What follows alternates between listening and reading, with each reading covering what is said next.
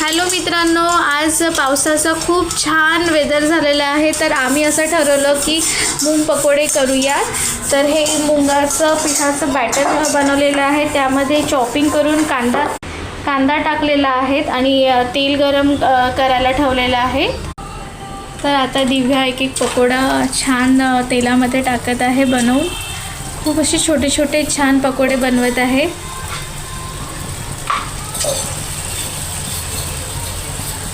Wow, amazing.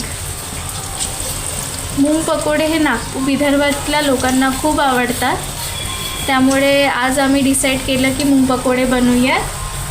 आणि पाऊस पण खूप छान सुरू आहे बाहेर, तर गरम गरम मूग पकोडे, चहा आणि पाऊस खूप मजा येते खायला।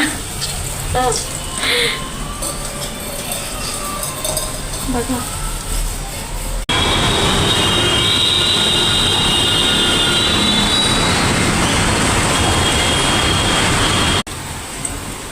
छान रेडी होतपर्यंत पकोड्याला तळायचं। एकदा तुम्ही पण ट्राय करून बघा।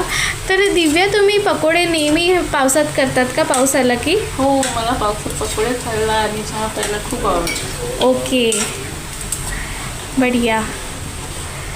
तर दिव्या ही खूप छान छान डिशेस बनवते। तर आज तिने पकोडे बनवले आहेत, तर बघूयात पकोड्याची टेस्ट कशी आहे। तर